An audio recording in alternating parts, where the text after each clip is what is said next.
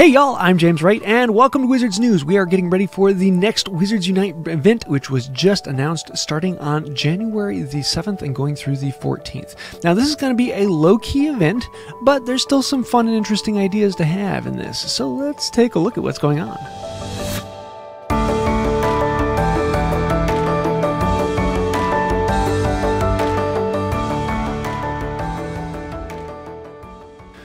So we saw in the code that there is something about a Frosty event.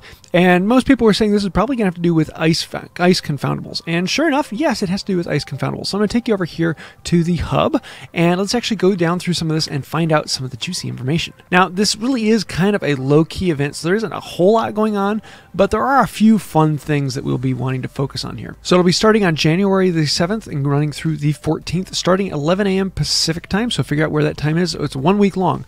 So it sounds like we're not going to be having a Brilliant event this month, kind of like after the Fan Fest, we didn't have a Brilliant event, so 1 month without it again.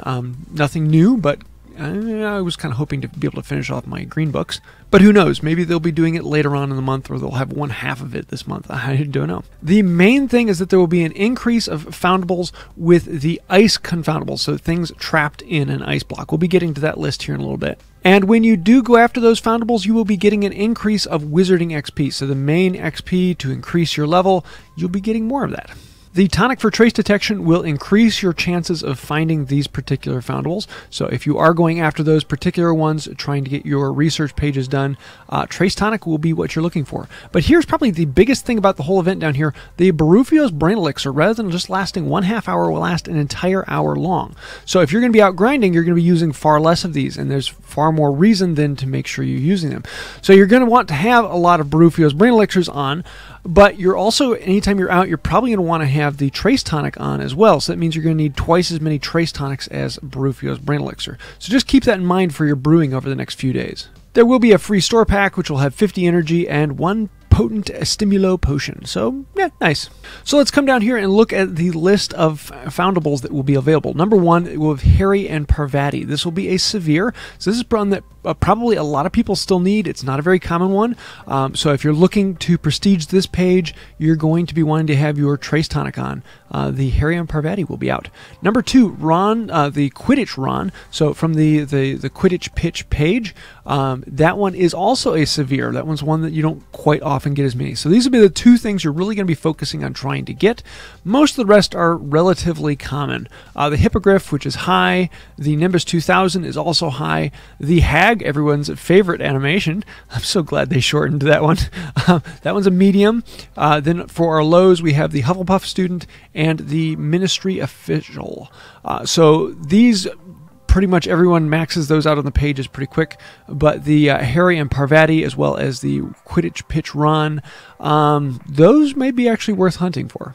So all that being said, this is really not a huge event, but we've had 3 massive months of events, one after another, from the Halloween into the Thanksgiving and all of the Christmas fests, and those have just been loaded with event after event. So it was pretty obvious that we're going to have a slowdown here. This is a low-key thing just to back everyone down a bit and say, yeah, okay, let you breathe for a minute, and then we'll go back into the events, because I'm sure there'll be something coming up with, Valentine's right around the corner, and there's lots of fun things they could do with that. So how exactly does this affect you? Number 1, go through this list of possible foundables and see what page they're on and if you need them, and then go out and hunt them. Make sure you max out the page for these particular items so that in the future, when you do get the rest of the items on the page, you can prestige it. Particularly with Harry and Parvati and Quidditch Keeper Ron. Those 2 are a little bit harder to find, and they should be easier on this. So get ready with your trace tonics, brew up a few of those, and this is going to be a good time for XP grind because your Barufio's Brain Elixir lasts twice as long, so get ready to use those quite a bit. Not a crazy huge event, but I think this is going to be fun, and as long as you focus in on it well, I think it will be a very beneficial event as well. So I think that'll about do it for today. I hope you like this. If you did, please let me know in the comments down below, and that's it for now. Until next time, have a magical day.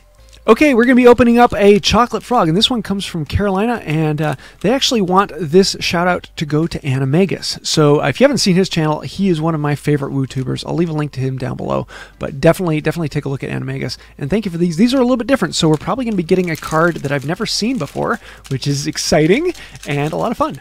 And inside we have Madame Rwanda Hooch. Ooh, Flying Professor. Sorry, I'm using the cheap camera today because my other one's packed up. I'm about to leave off on a trip.